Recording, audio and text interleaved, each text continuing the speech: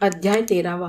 श्री गुरुदेव दत्त, श्री स्वामी समर्थ, श्री गणेशाय नमः, श्री सरस्वते नमः, श्री सद्गुरु दत्तात्रय नमः, श्री स्वामी समर्थाय नमः.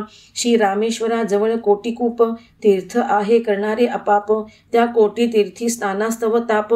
असे पुजाऱ्या दिकांचा रौप्य मुद्रिका वाचून ते करून देते तीर्थस्थान. त्या तीर्थी स्वामीराज जनार्दन सहज गेले स्थानार्थ. पुजाऱ्यास म्हणती आम्हा स्नान घाला रे तुम्ही देव भक्तजन. ते उन्मत्त वदती उपहास करून द्रव्याविना स्नान न घडे. मग तयासी वदती योगीश्वर आम्ही निर्धन संन्यासी दिगंबर. कोठूनी द्यावा तुम्हासी कर व्यर्थ किरकिर करू नका. पुजारी सांगती ज्या पाशी धन तयासी घडते पुण्य स्नान दान. धनाविण कोरडे ब्रह्मज्ञान विद्वत्व सर्व निरर्थक. समर्थ वदती उत्तर वचन स्नानची पळाले तीर्थातून. स्वस्थ बसा या प्रकारे बोलून गेले निघून यतीद्र. यतियुतपती गेल्यावर त्या तीर्थी किडे पडले फार. दुर्गंधीमुळे कोणीही नर स्नान पानादिक न करीती. स्नानाचे उत्पन्न बुडाले मग पुजारादिकांनी लागला उद्वेग. द्रव्य वेचून उपाय सांग अनेक साधने साधती.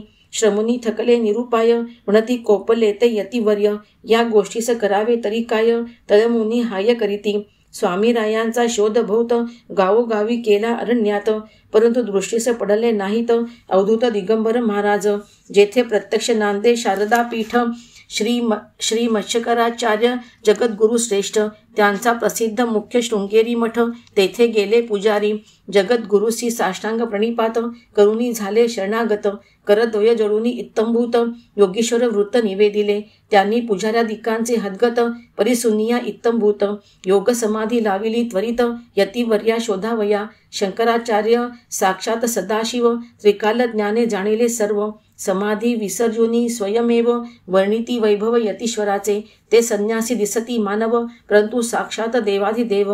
जगदुद्धारणार्थ कलियुगी स्वयमेव परमेश्वरची अवतरेले. धनलोभे पूजिता देव त्रिकाल धनार्थ लोकांचा करिता छल. ब्रह्मकुली जन्मुनी कृत्ये अमंगल आचरिता कैसी दुर्मती. आजपासून लोकांचे छलन तिरस्कार कराल अपमान. तरी तुमचा सर्वस्वी नाश होऊन अधोगतीस पावाल. सर्वांचे आदरातिथ्य करावे सत्यप्रिय मृदू वचने संतोष व्हावे. सद्माचारे धन यश मिळवावे उदर भरावे मिळेल त्यात. पुजाऱ्यांनी राहुनी दिनत्रय पूजिले श्री मत्स्यकराचार्य. पश्चातापे होनी शुद्धी मनोजय. आज्ञा घेऊनी निघाले आले रामेश्वर क्षेत्रात. तत्काळ दर्शनासी गेले देवालयात. तो लिंगस्थानी देखिले मूर्तिमंत अवतारिक संन्यासी. त्याते वदती योगीश्वर अगाध. जगद्गुरूंनी उपदेशिला विहित प्रबोध. तदनुसार वर्तावे अविरोध म्हणजे इह पर साधेल. तथास्तु म्हणून तीही तत्काळी मस्तके ठेविलीशी गुरुपद कमली. म्हणती कोटी तीर्थ व्हावे चंद्रमोळी. पुरवत दयाळा भावनेसारिखे फल होईल. असा आशीर्वाद होता तत्काळ. कोटी तीर्थासे पाहती जल तो अपूर्व देखिले. सुगंध रुचिकर स्वच्छोंदक झाले पूर्वी होनी अधिक. राशिता आरोग्य सुखवर्धक मोक्षदायक प्रकाशले. मग सर्वत्र पूर्ववत तीर्थस्थान करुणी तोषिती ब्राह्मण. दशगुणित मिळू लागले धन स्वामी समर्थ प्रसादे. ऐसे योगीश्वर कृपासागर असती सत्यपूर्णावतार. जगत कल्याणार्थ करीती संचार विचित्र लीला दाविती. त्या गुरूंचे लीलामृत परिसावे श्रोती सावध चित्त. शिवकांची विष्णुकांची द्वयक्षेत्रे पख्यात.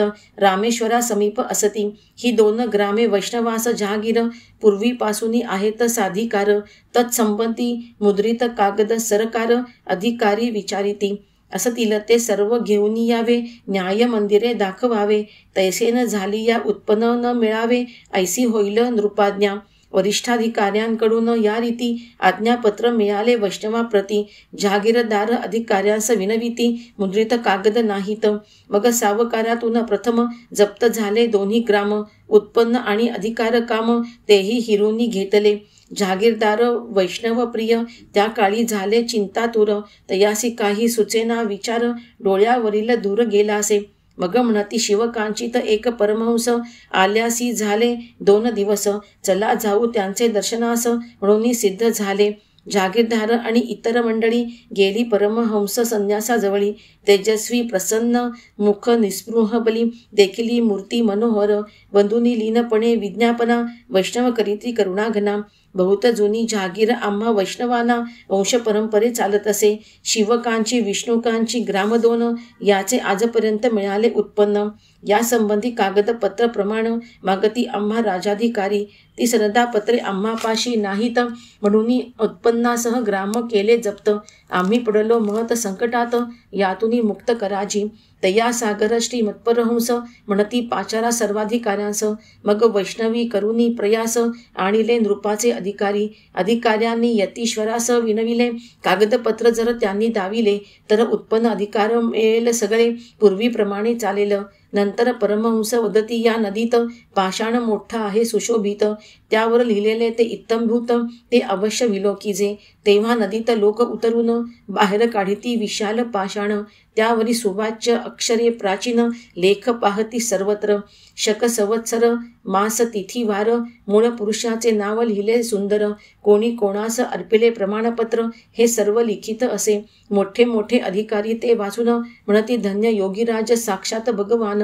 अंतःसाक्षी हे जगत कल्याण, व्हावया अवनी प्रगटले. प्रत्यक्ष प्रमाणासहित सर्वत्रांनी अनुभवे वाटले आश्चर्यांसी.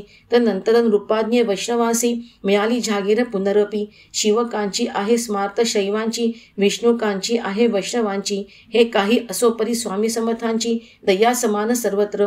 ऐसी श्री गुरु समर्थांची लीला, अगम्य अर्थक देवाधिकाला. भवानवी तारक सर्वत्राला. इति त्रयोदशोमोऽध्याय समाप्ता. श्री स्वामी समर्थ. श्री स्वामी समर्थ. श्री स्वामी समर्थ.